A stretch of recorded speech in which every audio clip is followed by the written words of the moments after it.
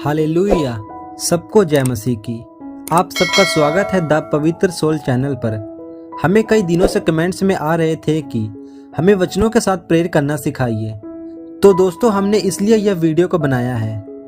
हम हर वीडियो में एक एक विषय लेकर उन विषयों के लिए वचनों के साथ प्रार्थना करेंगे। तो आइए हम आज के विषय को लेकर वीडियो को स्टार्ट करते हैं। आज का विषय है चंगाई के लिए कौन से वचनों के साथ प्रार्थना करें। पहला वचन बाइबल में यशायाह की पुस्तक 53 अध्याय उसकी 5 आयत में लिखा है, परंतु वह हमारे ही अपराधों के कारण घायल किया गया, वह हमारे अधर्म के कामों के हेतु कुचला गया, हमारी ही शांति के लिए उस पर ताड़ना पड़ी कि उसके कोड़े खाने से हम चंगे हो जाएं। आमीन। दूसरा वचन यिर्मयाह की पुस्तक 30 अध्याय उसके 17 आयत में लिखा है, मैं तेरा इलाज करके तेरे घावों को चंगा करूंगा, यहोवा की यही वाणी है।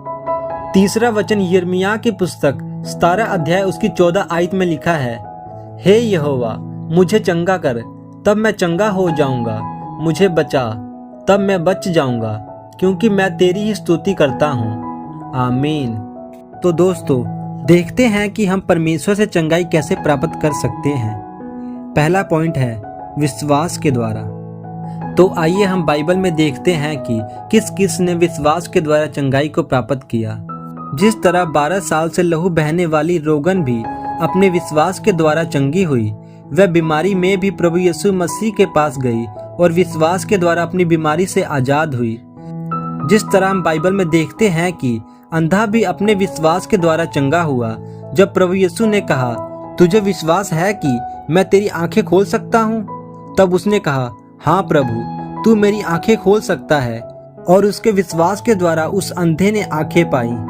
जैसे कि हम बाइबल में देखते हैं कि एक सूबेदार भी जिसके सेवक को लकवे का रोग था, उसने जाकर प्रभु यीशु मसीह को यह सब बताया और कहा, प्रभु तू यही से कह दे कि मेरा सेवक लकवे के रोग से चंगा हो जाए, तो वह चंगा हो जाएगा। तब प्रभु यीशु मसीह ने कहा, जा, तेरे विश्वास के द्वारा वह चंगा हो गया।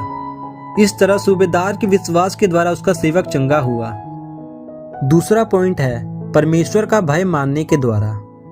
तो आइए हम वचन में से देखते हैं। मलाकी की पुस्तक 4 अध्याय उसकी 2 आयत में लिखा है, जो मेरे नाम का भय मानते हैं उनके लिए धर्म का एक सूर्य उदय होगा और उसकी किरणों के द्वारा तुम चंगे हो जाओगे। आमीन। जैसे हम बाइबल में पढ़ते हैं कि दाऊद के 66 के 66 लड़ाइयां जीतने का रहस्य है परमेश्वर का डर, क्योंकि वह एक धर्मी पुरुष था और परमेश्वर का भय मानने वाला व्यक्ति था।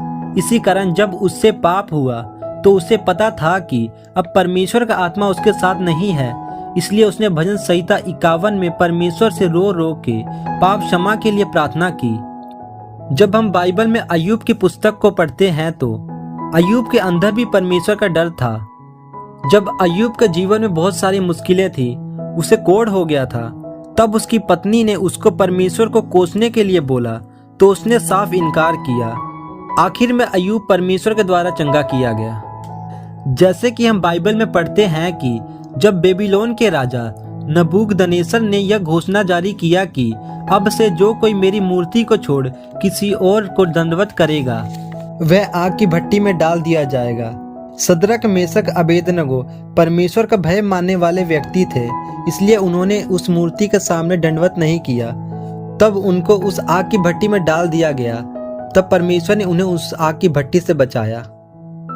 तीसरा पॉइंट है परमेश्वर की आज्ञा पर चलने के द्वारा।